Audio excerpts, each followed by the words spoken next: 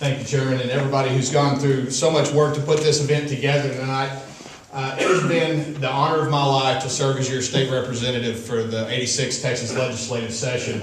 And working with Senator Birdwell has been such an honor, and he's been so helpful to help get a lot of the historic reforms passed that we were able to accomplish this last session.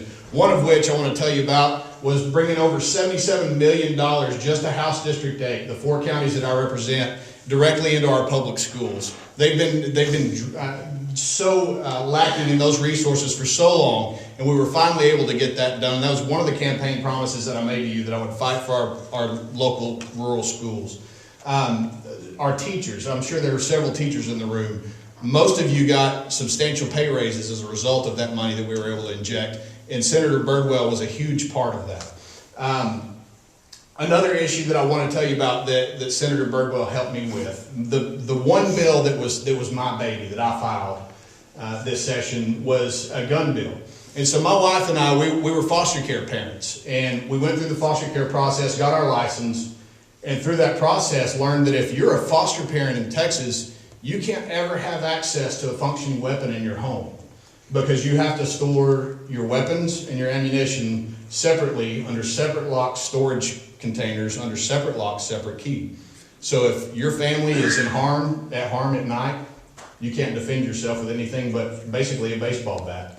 And so that was one law that I knew I wanted to change going into it. And Senator Birdwell was the Senate sponsor on that and helped me get it through. And I'm happy to tell you that bill was signed by the governor. And what we did was we reduced that law down to you can store your weapons and your ammunition together in one locked storage container. So the kids are still safe, but you have access to your weapons to defend your home if the need ever arises. So that was great to work with Senator Birdwell on.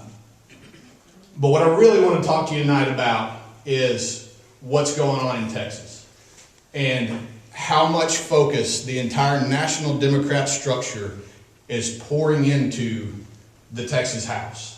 Y'all have heard that they're coming after the Texas House and they want to flip our majority, right? So tonight, Texas, if that happens, the Texas that we love, the values that we've grown up with, what we love about Texas is over. Because they aren't the rural Democrats, conservative Democrats of 20 years ago who are coming into the House. The freshmen that I served with who came in on the Beto wave, these are AOC, Nancy Pelosi style progressive liberals who do not like what we stand for as Texans. And so if they accomplish their goal, we are in very big trouble. Texas is now the 10th largest economy in the world if it was its own state. Because of the Texas oil and gas production, the United States is now energy independent for the first time in history. We don't rely on Saudi Arabia or OPEC anymore to get our oil and gas. We rely on Texas. How great is that? Fantastic.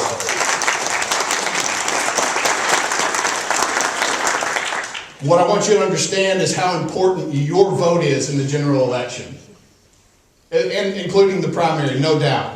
But the general election coming up, it's our Alamo, folks. I mean, this is our San Jacinto. This is where we draw the line in the sand, and we say absolutely not.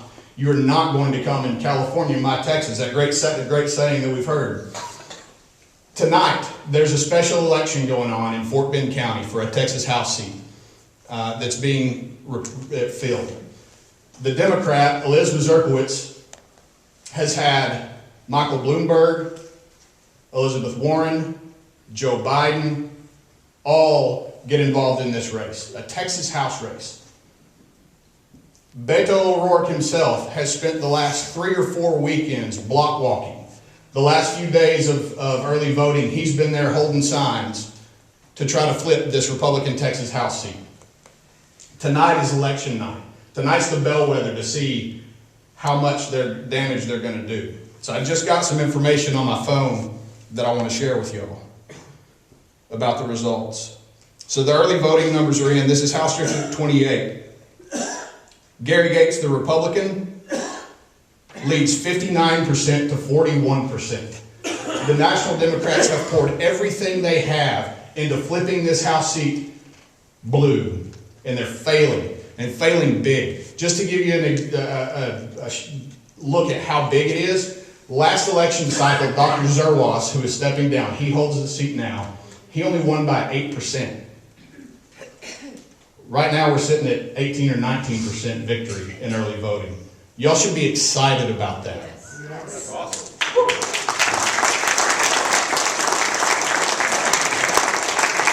And so it's going to take the energy that they've put into Fort Bend County, the Republicans in Fort Bend County, it's going to take that energy all across rural Texas, including Hill County, to make sure that we fight to keep Texas red. Don't think that your vote doesn't count in the big statewide races, because it absolutely does. In 2018, the only reason that we still have Lieutenant Governor Dan Patrick and Sid Miller in all these statewide races as Republicans is because of rural Texans. They lost in Dallas and Houston and San Antonio and Austin. It's rural Texans who are going to fight to keep the Texas that we love. And I hope that you will get out and vote. Thank you to every one of y'all who has run, and thank you for the opportunity to serve as your state representative.